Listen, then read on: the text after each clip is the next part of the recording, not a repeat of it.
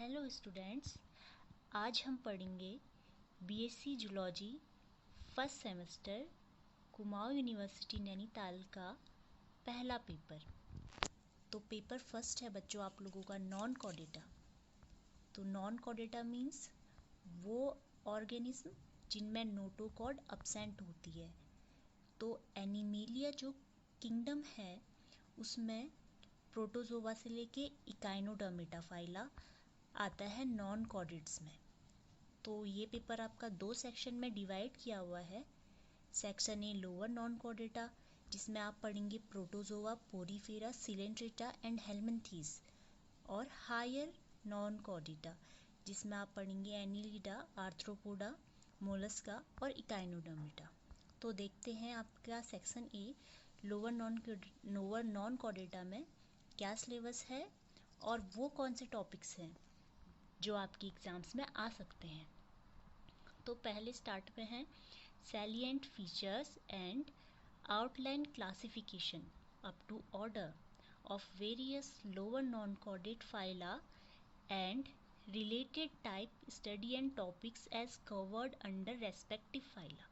तो इसमें आपको जो आपके फाइलम्स हैं उनके मेन फीचर्स या कैरेक्टर्स उन्हें पढ़ना है, और क्लासिफिकेशन ऑर्डर तक का क्लासिफिकेशन आपको पढ़ना होगा।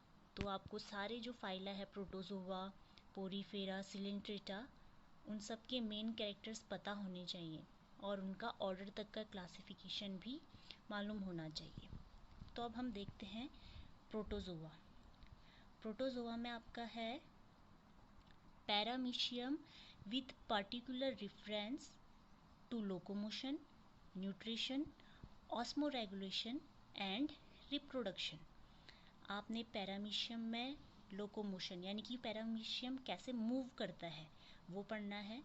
न्यूट्रिशन, ऑस्मोरेगुलेशन मतलब वो अपना ऑस्मोटिक प्रेशर कैसे मेंटेन करता है, एंड रिप्रोडक्शन वो कैसे जनन करता है, ये पढ़ना है।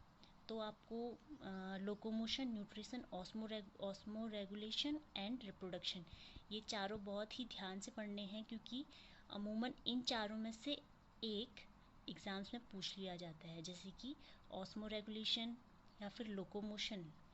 तो इन चारों को आपको पढ़ लेना है। उसके बाद life history, pathogenicity and control measures of trypanosoma, leishmania and entamoeba histolytica.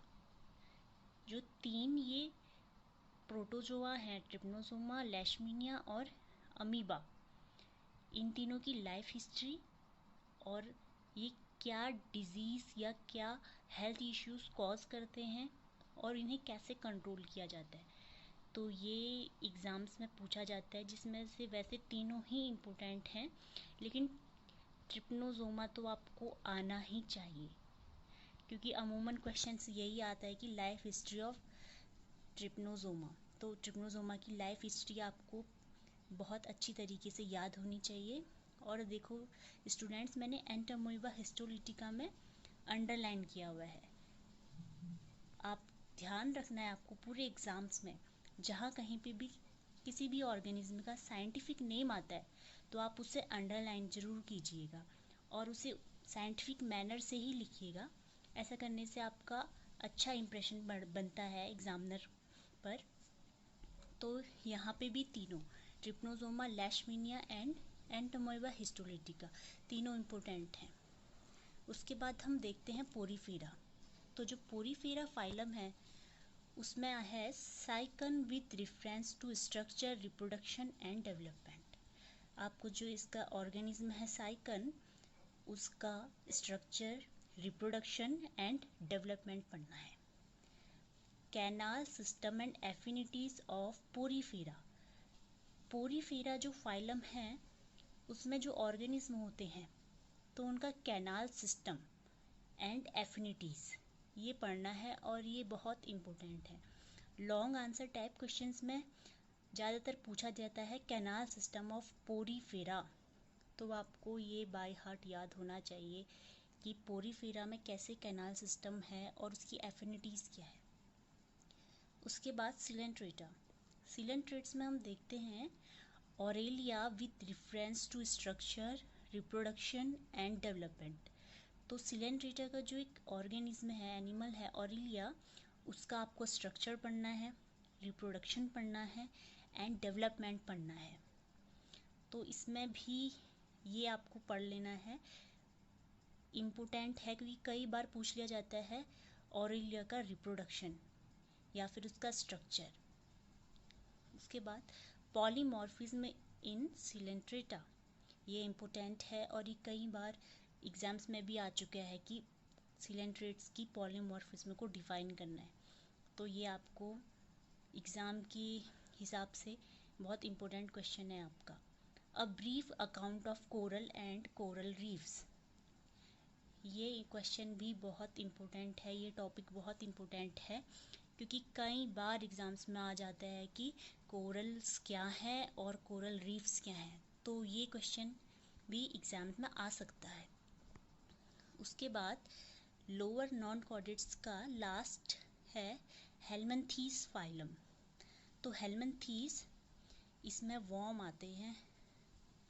Helminths में है life cycle, pathogenicity and control measures of fasciola, taenia solium, ascaris. तो जो ये 3 ऑर्गेनिज्म है हेलमिंथीज के, फैसियोला, टीनियासोलियम एंड एस्केरिस, आपको इन तीनों की लाइफ साइकिल, पैथोजेनिसिटी, ये क्या चीज़ें कॉज करते हैं, क्या हेल्थ इश्यूज कॉज करते हैं, एंड कंट्रोल, और उन्हें हम कैसे कंट्रोल करते हैं, ये याद होना चाहिए। प्रैक्टिकल के हिसाब से भी ये बहुत इम्पोर्टेंट है क्योंकि एग्जामिनर पूछता है इसे भी। Parasitic adaptations in helminths, helminths में पैरासिटिक एडेप्टेशन, ये क्वेश्चन भी एग्जाम्स में कई बार पूछा गया है और आने के चांसेस हैं। Parasitic adaptations in helminthes. अब आपका आता है section B, higher non chordata. तो हायर नॉन कॉर्डेटा में आपने एनिलिडा, आर्थ्रोपोडा, मोलस्का और इकाइनोडर्मिटा, ये 4 फाइला पढ़ने हैं। तो शुरू में वही है कि salient features and outline classification up to order of various higher non-chordate phyla and related type study and topics as covered under respective phyla। तो आपको सारे जो फाइलम हैं उनके salient feature यानी कि उनके मुख्य जो फीचर्स हैं, कैरेक्टरिस्टिक्स हैं, वो पता होनी चाहिए। आपको याद होना चाहिए कि किस फाइलम के क्या कैरेक्टर है और उनका क्लासिफिकेशन अप टू ऑर्डर तक आपको उनका क्लासिफिकेशन पता होना चाहिए। तो इसमें पहला है एनिलिडा। एनिलिडा में आता है नेरिस। एनिलिडा का एक ऑर्गेनिज्म है नेरिस। तो नेरिस का external features, excretory organs and reproduction. Nereis का आपने एक्सटर्नल फीचर्स यानी कि बाहर से नेरिस की क्या फीचर है, नेरिस कैसा दिखता है, उसका diagram, excretory organ and reproduction. और एक क्वेश्चन और जो एग्जाम्स में पूछा जाता है, डिफरेंस बिटवीन नेरिस एंड हिट्रोनेरिस। हिट्रोनेरिस वैसे ऐसे कोर्स में नहीं दिया है इसमें, लेकिन ये क्वेश्चन पूछा जाता है कि नेरिस और हिट्रोनेरिस के बीच में क्या डिफरेंस है। तो ये क्वेश्चन आप प्रिपेयर कर लीजिएगा कि नेरिस और हिट्रोनेरिस के बीच में क्या डिफरेंस है। Metamerism in Annelida, its origin and significance. ये क्वेश्चन भी इम्पोर्टेंट है कि एनिलिडा में मेटामेरिज्म कैसा है, उसका ओरिजिन कैसे हुआ और उसका सिग्निफिकेंस क्या है। उसके बाद trochophore larva and its significance. जो एनिलिडा का लार्वा होता है, ट्रोकोफोर लार्वा, उसके बारे में आपको बताना है और उसका सिग्निफिकेंस क्या है। और कई बार एग्ज़ाम में ये भी पूछा जाता है कि आपको ट्रोकोफोर लार्वा का डायग्राम बनाना होता है। तो उसका वेल लेवल्ड डायग्राम आपको आना चाहिए और एग्ज़ाम्स के मद्देनज़र बहुत इम्पोर्टेंट है। उसके बाद पैरासिटिक एडेप्टेशन इन हिरुडोनेरिया। हिरुडोनेरिया यानी कि लीच, जोंक। जोंक के क्या पैरासिटिक एडेप्टेशन हैं, ये भी बहुत इम्पोर्टेंट है क्योंकि ये कई बार एग्ज़ाम्स में आ चुका है। तो एनिलिडा में आप याद रखना, जो कि कोर्स में नहीं दिया गया है क्वेश्चन इसमें रिटर्न में कि नेरिस और हेटेरोनेरिस में क्या डिफरेंस है, वो आपको याद करना है, वो आपको पता होना चाहिए। और ट्रोगोफोर लार्वा का वेल लेवल्ड डायग्राम और पैरासिटिक एडेप्टेशन इन हीरोडोनेरिया, जोंक का क्या पैरासिटिक एडेप्टेशन है।